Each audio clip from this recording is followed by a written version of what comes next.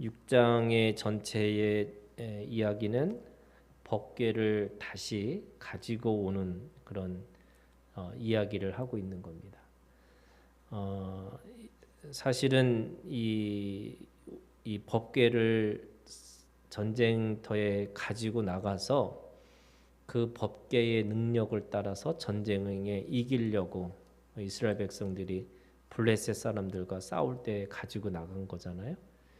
그런데 그거를 블레셋 사람들에게 빼앗깁니다.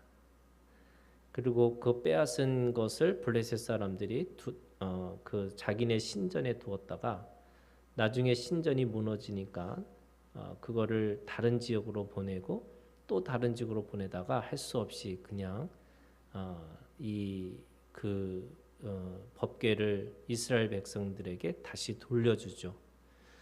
오늘 돌려준 그 법궤는 3절에 보니까 아비나답의 집에 나오는데 이렇게 되어 있습니다. 그러니까 그 아비나답의 그 집에 그 법궤를 둔 것이 거의 20년 된 겁니다. 그래서 그 20년이 되고 나서 다윗이 왕이 되고서 첫 번째 한 일은 그 법궤를 예루살렘으로 가지고 오는 거예요. 왜 가지고 오느냐? 오늘 이 법궤가 어떤 의미가 있냐면 2절에 보면 이렇게 되어 있습니다. 2절 끝에 보면은 그 궤는 그룹들 사이에 좌정하신 만군의 여호와의 이름으로 불리는 것 이렇게 얘기합니다. 그러니까 그 법궤라고 하는 것이 그냥 그 법궤로만 있는 것이 아니고 그것이 바로 만군의 여호와의 이름이라고 하는 거죠. 그래서 그 만군의 여호와의 이름 그 안에 하나님의 영광, 하나님의 능력, 하나님의 임재, 그 영광과 임재를 통한 하나님의 능력이 그 하나의 상징적으로 그 법궤 안에 있다라고 하는 겁니다. 이 법궤가 가지고 있는 신앙이 있어요. 그게 뭐냐면 하나님은 그곳에 모든 곳에 계시는 분이 하나님이시지만 그 법궤를 둠으로 인해서 이스라엘 백성들에게 하나님이 주인 되셨다. 그리고 그 법궤에 있는 그 약속, 언약을 통해서 하나님이 반드시 그 약속을 성취하실 것이다. 그래서 그 모든 이스라엘 백성들이 하나님을 믿음으로 말미암아 구원을 받을 것이다. 이게 그것에 대한 하나님의 능력이 그 안에 있다라고 생각하고 있는 거죠. 그래서 다윗은 무리 3만 명을 다시 모아서 그 법궤를 이 아비나답의 집에서 나오게 하는 그런 지금 이야기를 하고 있는데 그 이야기 속에 두 가지 그 에피소드가 있는 거죠. 하나는 그 법궤를 가지고 오는 과정에서 사고가 난 거예요. 그 사고가 우사가 잘못함으로 인해서 그 하나님의 궤를 만짐으로 인해서 죽었다. 이게 죽음의 그 역사가 일어난 거죠. 동시에 두 번째는 이 다윗이 그 법궤를 보고 너무 즐거워서 춤을 추는 이 다윗의 춤에 대한 이야기를 하는데 거기에 사울의 딸 미갈이 그것을 조롱하는 그런 이야기를 가지고 있는 겁니다. 하나는 죽음의 이야기고 하나는 조롱의 이야기예요. 그러니까 그 법궤를 통해서 이 가지고 있는 이 죄들이 하나하나씩 드러나는 그런 사건들이 나오는 거죠. 그러면 왜 우리가 여호와의 만군의 여호와의 이름으로 불리는 것 이게 법궤라고 하는데 왜 말씀에 하나님의 영광과 하나님의 임재와 하나님의 능력이 그 원래 생명을 살려야 되는 거잖아요. 그런데 왜 오히려 그런 것이 사람을 죽이고 또는 어떤 사람은 그걸 모욕과 수치로 조롱하고 있는 것일까? 이것이 오늘 우리에게 던져주고 있는 이 본문의 말씀인 거죠. 생명인데 죽어요. 생명인데 모욕과 수치를 당하는 거예요. 이게 오히려 사람들은 이 말씀 가지고 살아난다고 그러고 이 말씀 가지고 어떤 사람은 하나님 앞에 진정한 예배자로 참여하는데 어떤 사람은 그에서 참여할 수 없는 그것들이 있다라고 이야기하는 거죠. 이 첫 번째 이 죽음에 대한 이야기의 핵심이 뭐냐면 8절에 이렇게 얘기하고 있습니다. 여호와께서 우사를 치심으로 다윗이 분하여 그곳을 베레스 우사라고 불렀다. 이 베레스 우사, 이 우사를 베레스 하는 건데 이 베레스라는 게 뭐냐면 우사를 잡아서 찢었다 이라는 뜻이 의미가 있어요. 그러니까 이 베레스라는 말이 찢는다, 파괴한다 또는 뭔가 그 사이를 뚫고 지나간다 이런 뜻의 의미가 있는 거죠. 왜 베레스 우사라고 하는 이 오히려 이 우리가 가지고 있는 신앙이라는 게 뭐냐면 뭔가 건설하고 또 그 안에서 그 틈을 통해서 생명이 돋아나오는 거고 또 그 속에서 하나님이 어떻게 그 일을 감당하셨는지를 그 사이를 메꿔주시는 뭐 이런 것들을 우리가 상상할 수 있는데 오히려 그것 속에서 거꾸로 그거 찢으시고 파괴하시고 또는 파멸시키는 이 역사가 왜 일어났을까? 예레미야에 있는 이 말씀에 보면요 이런 게 있어요. 하나님이 부시고 이 깨지고 또 파괴하고 파멸시켜서 그 안에서 새로운 것들을 건설하시겠다 이런 말씀이 있는 거예요. 무슨 말이냐면 그 안에서 새로운 것을 건설하기 위해서는 반드시 그것에 대한 파괴와 파멸은 이 당연한 거라는 거예요. 우리가 내가 가지고 있는 이 마음에서부터 시작될 수 있는 게 아무것도 없다는 거예요. 그러면 그 마음의 죽음, 그 마음의 파괴, 마음의 파멸이 있어야지 그 안에서 새로운 것들을 세울 수가 있어요. 그러니까 생명은 기존의 질서를 깨트리고 기존의 습관과 체질을 부수고 그 안에서 새로운 것들을 만들어내는 것이 생명이라고 하는 거죠. 그래서 우사에게 뭘 가르쳐주고 있는 거냐면 이 우사를 치신 거잖아요. 우사를 파괴한 거예요.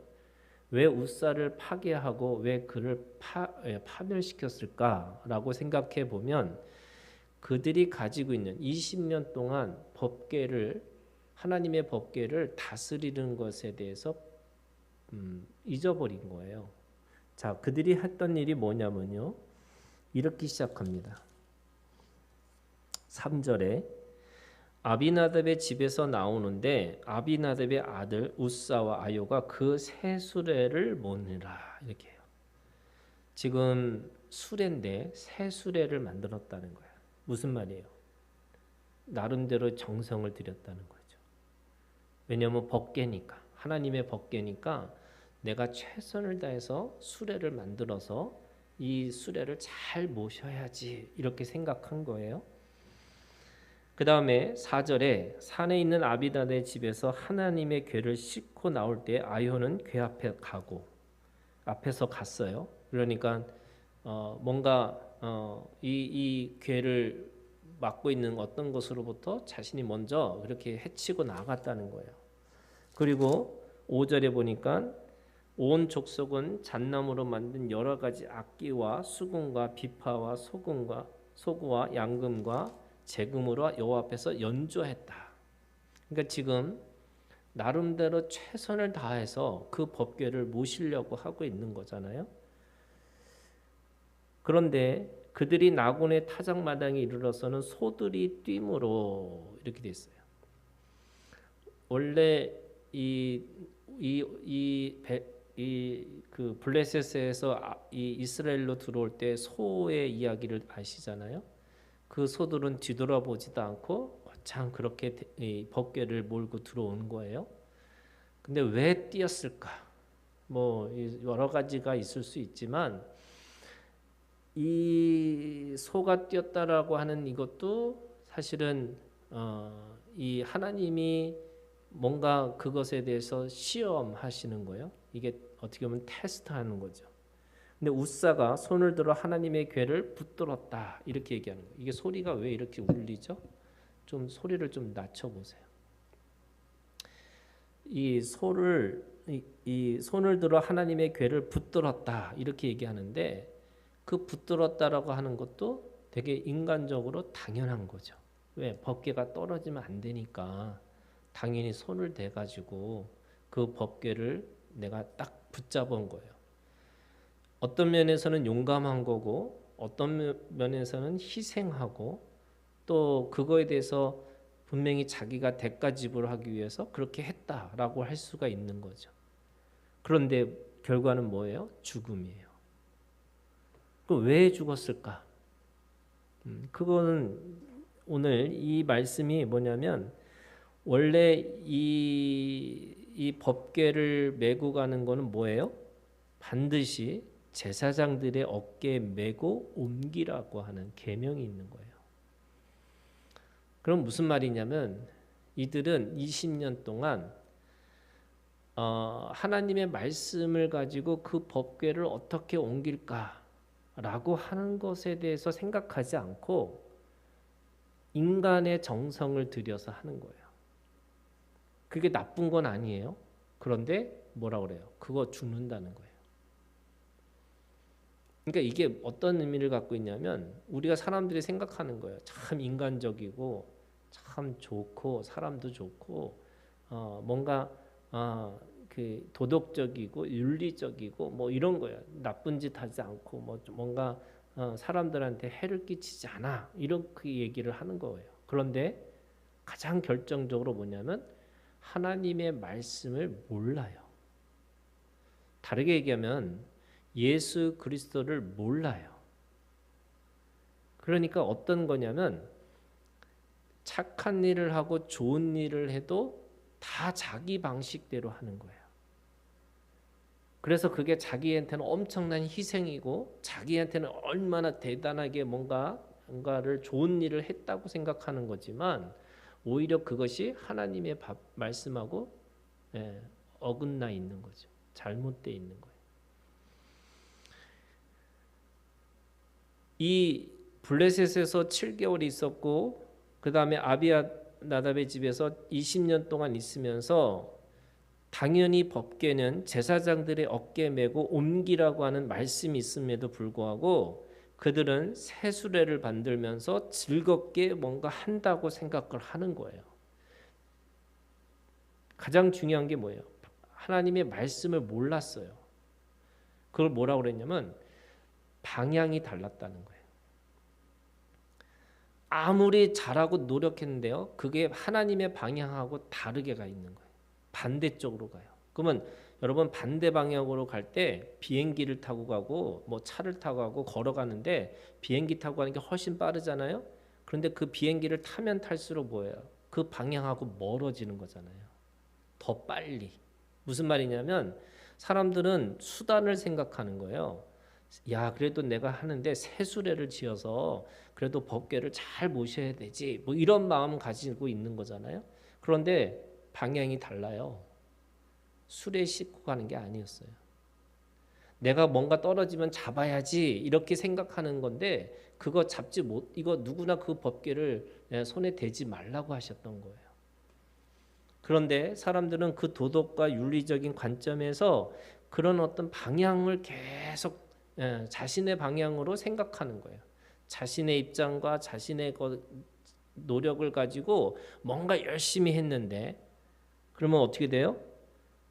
자기 열심으로 하는 사람은 언젠가 폭발한다 그랬잖아요. 언젠가 폭발해요.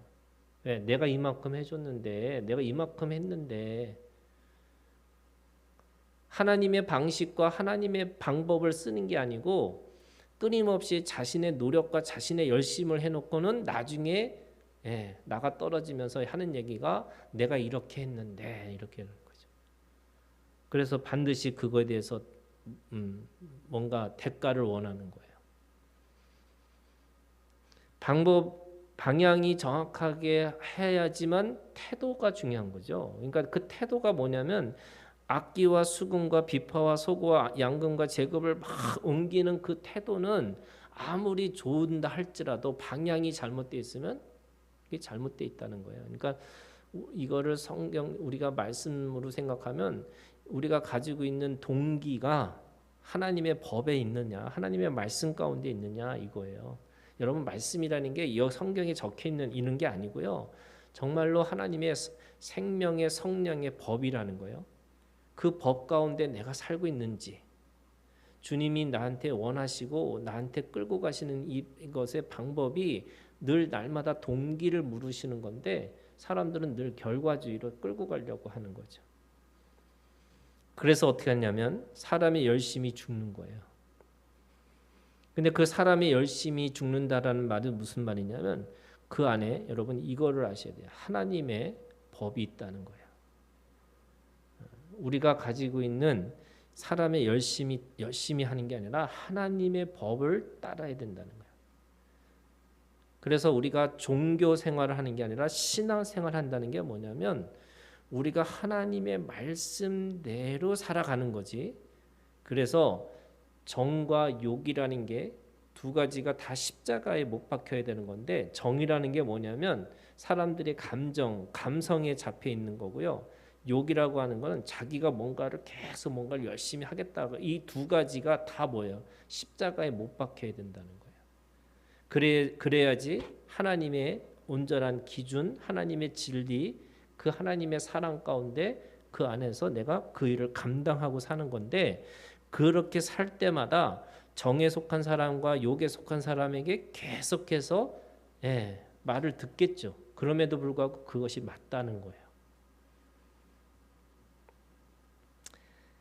그러면서 여러분 오늘 이 6장에서 결국에는 이 베레스 우사라고 하는 이 사건을 통해서 지금 다윗이 가지고 있는 믿음이 있어요. 그거는 오늘 이 사울의 딸 이 미갈이 지금 이야기하는 것과 완전히 반대되는 그러니까 다윗의 믿음과 이 미갈의 믿음이 두 믿음이 부딪히는 건데 이 부딪히는 것 속에서 하나님은 다윗의 이 믿음을 더 인정하신다는 거죠. 그게 뭐냐? 오늘 이 말씀에 우리가 가지고 있는 이 6장의 전체의 주제가 뭐냐면요. 여호와 앞에서 한 것이니라. 여호와 앞에서 한 것. 그러니까 이 베레사 우사도 인간의 자기의 편에서 자기의 노력으로 했던 것이 아니고 하나님 앞에서 하는 거라는 거예요. 그게 다윗의 믿음이었어요. 그 다윗의 믿음이 어떤 거냐면 자, 법궤를 가지고 와서 그 법궤를 가지고 오니까 그게 죽음이 사건이 일어나니까 이 다윗이 갑자기 겁이 난 거잖아요. 두려워 가지고 더 이상 못 갖고 오고 그거를 어디다 갖다 놨어요? 오벳 에돔의 그의 집에다가 뒀다는 거죠.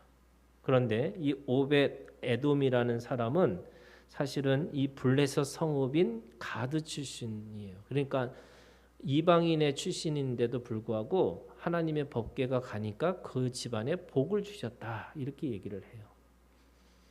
그러니까 그 사람이 어떤 사람이냐, 그 사람이 어디 출신이냐 그게 중요한 게 아니고 그 하나님의 법궤를 두고 있는 사람에게 하나님이 복을 주셨다 이렇게 얘기합니다.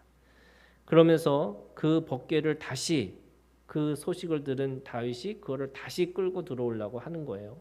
그때 다윗이 춤을 추죠. 이게 유명한 다윗의 춤이에요.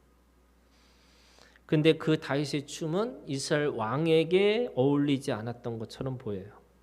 그런데 그 모든 사실은 예배자 첫 번째 예배자는 우리가 가인과 아벨의 이 이야기를 통해서 예배자가 우리가 가인의 예배가 아니고 아벨의 예배를 드려야 된다 이렇게 얘기를 하잖아요. 그런데 그 예배의 가장 절정은요 이 다윗의 예배예요. 이 다윗이 지금 하나님 앞에 이 법궤를 앞에 두고 지금 예배하고 있는 하나님을 찬양하고 경배하는 그 모습을 우리에게 보여주고 있죠.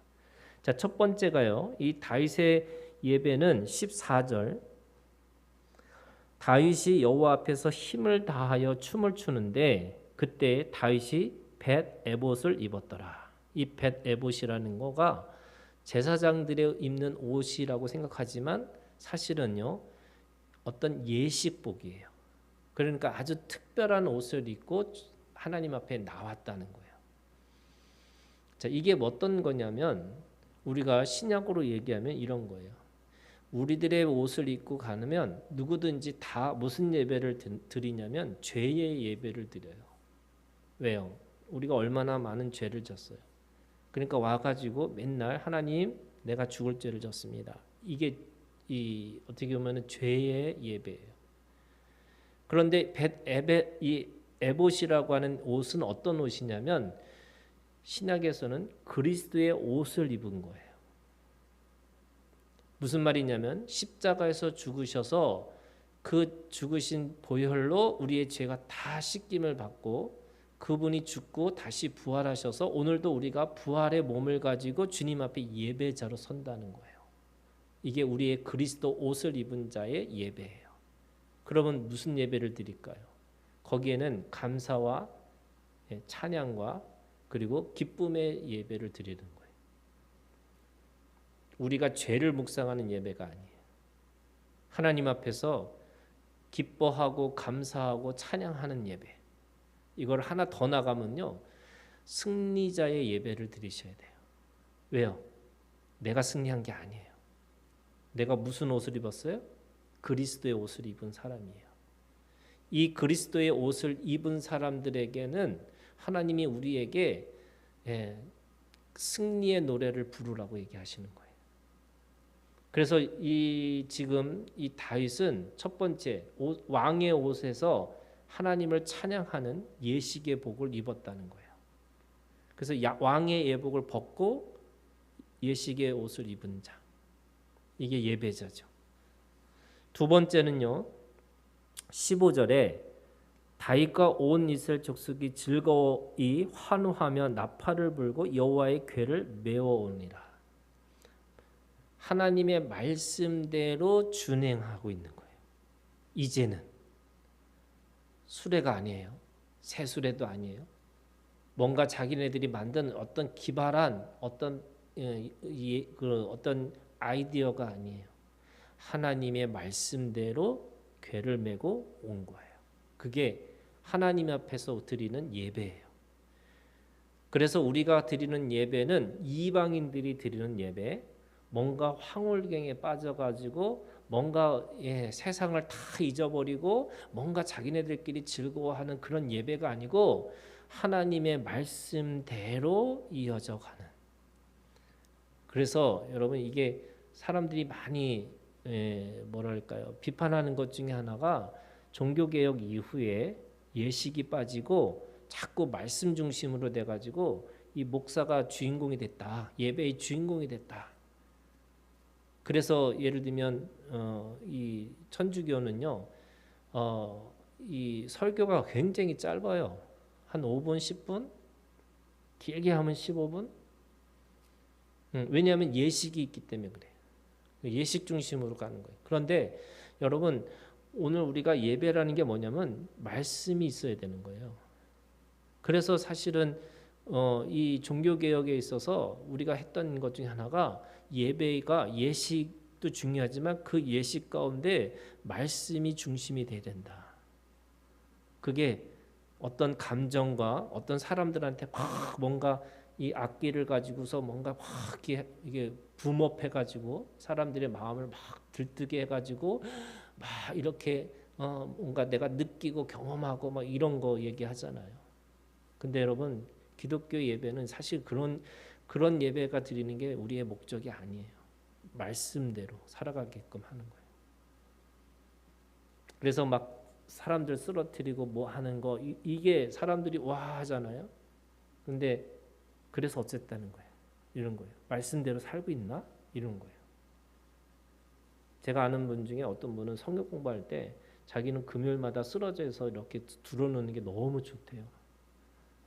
그래서 맨날 가갖고 이렇게 그걸 뭐라고 입신해가지고 들어오는 1시간 동안 주무시고 나오는 거예요.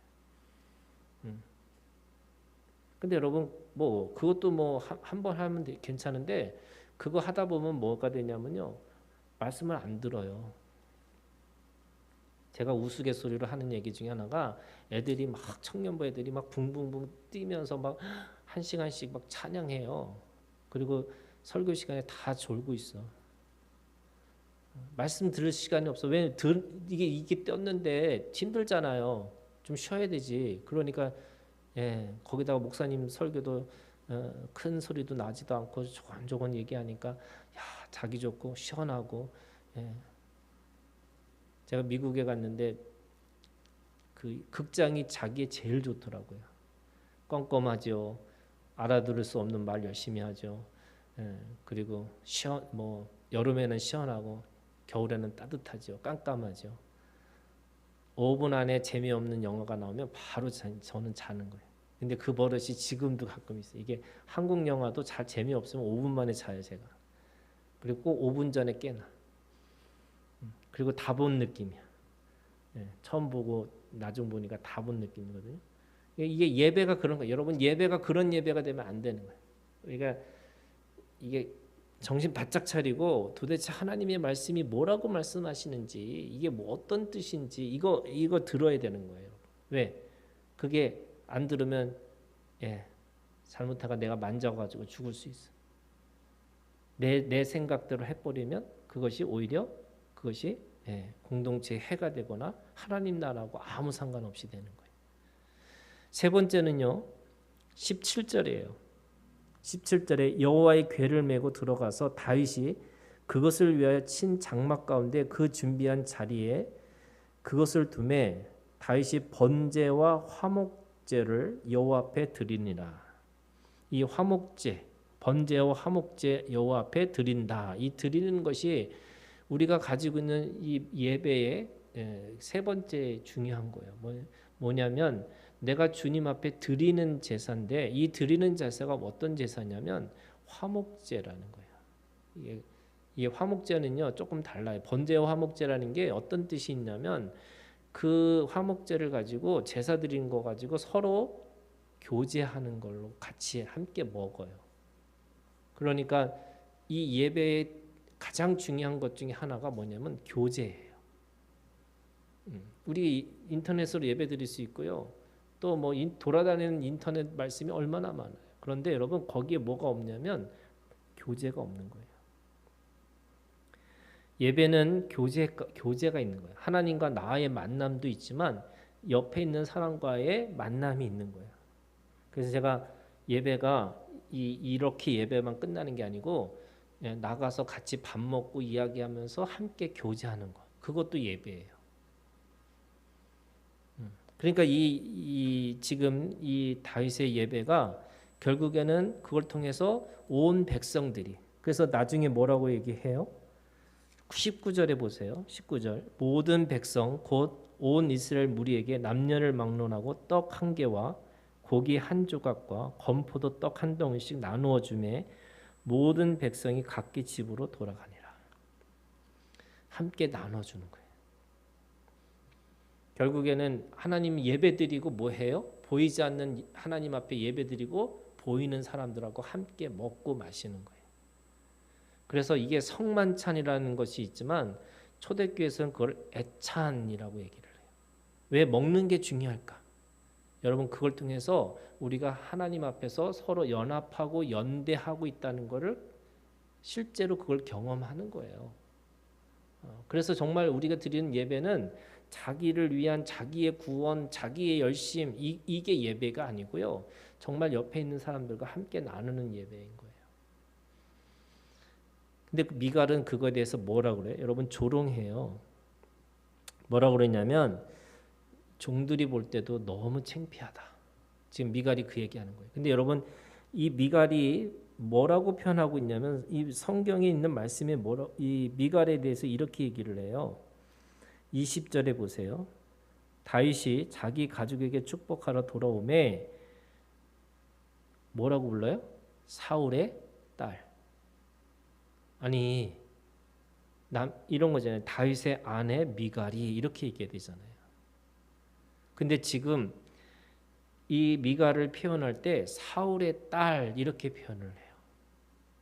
근데 왜 그럴까? 왜 성경이 이 사울의 딸이라고 표현했을까? 저는 그게 지금 자기의 아버지가 왕이었고 그 왕이라고 하는 걸 통해서 자기가 지금 예배자로 쓸 수 없는, 그러니까 자기의 고귀함이 있는 거예요. 그리고 우리 아버지가 왕이었어. 이거 있는 거고요. 거기다가 사울은 어떤 사람이에요? 사울은요, 백성들의 생각, 사람들의 가지고 있는, 그 사람들이 가지고 있는 그 판단을 늘 눈치를 보고 살았던 사람이에요. 그게 사울은 천천히요, 다윗은 만만이다, 이거 있잖아요. 그게 뭐냐면 사람들의 평가가 중요한 거예요. 사람들의 평가가 더 중요하다고 생각하다 보니까 어떤 생각을 하고 있냐면 저 사람이 나한테 어떻게 생각할 수 있을까? 그런 생각으로 빠져 있는 거예요. 그러니까 사울의 딸 미갈도 똑같아요. 여러분, 예배에 어떤 게 있냐면, 저는 그런 얘기 많이 들었거든요. 내가 사람들한테 어떻게 평가가 될 수 있을까? 그래서 기도도 제대로 못해요. 찬양도 제대로 못해요. 그리고 하나님 앞에 내가 머물러 있지도 못해요. 왜? 다른 사람들의 평가 때문에. 제가 예배에 제가 인도자로 있을 때요, 제가 하나님 앞에서 제일 먼저 하는 게 뭐냐면, 저도 예배자가 되기를 기도해요. 왠지 아세요? 이 예배 드릴 때마다 사람들이 왜 누구는 안 왔지? 왜 누구는 안 보이지? 이거 생각하고 있어요. 그러다 보면 어떻게 해요? 예배자가 될 수가 없어요. 그러니까 내가 찬양하고 내가 예배하고 하나님 앞에 머물러 있는 거, 이거 하려면요, 내가 다른 사람의 눈치와 다른 사람의 생각에 집중하는 게 아니라 하나님 앞에 서는 거예요. 그래서 지금 다윗이 그런 거예요. 여호와 앞에서 한 것이다. 내가 여호와 앞에서 내가 하고 있는 것처럼 예배자로 서 있어야지, 안 그러면 누가 어떤 마음을 갖고 누가 어떤 생각을 하고 내가 기도할 때 다른 사람이 어떻게 나를 보고 있을까? 이것 때문에 예배가 안 되는 거예요. 이게 미갈의 예배예요. 이게 사울의 딸이에요. 그러니까 사람들의 생각과 사람들의 편견 때문에 내가 예배자로 쓸 수가 없는 거예요. 그런 사람들은 오늘 21절에 이렇게 얘기하고 있어요. 다윗의 고백입니다. 다윗이 미갈에게 이르되 이는 여호와 앞에서 한 것이니라. 그가 네 아버지와 그의 온 집을 버리시고 나를 택하사 나를 여호와의 백성 이스라엘의 주권자로 삼으셨으니 내가 여호와 앞에서 뛰놀리라. 위임받은, 하나님 앞에 위임받은 주권자로 이스라엘의 왕의 신앙을 가지고 있다는 거예요. 자기가 나는 하나님이 주신 주권자다. 그래서 하나님 앞에서 내가 그 주권자의 삶으로 살기 때문에 내가 이 예배에서 하나님 앞에 어린아이같이 뛰놀고 어린아이같이 단순하게 생각해서 하나님 앞에서 내가 그렇게 하고 있는 거다. 왜요? 하나님이 나한테 주권자를 주셨으니까. 그런데 사울은 어떻게 생각했어요? 사람들의 입에서 왕이 만들어진다고 생각한 거예요. 자신의 권위가 사람들의 평가에 의해서 자기가 평가받고 있다고 생각한 거예요.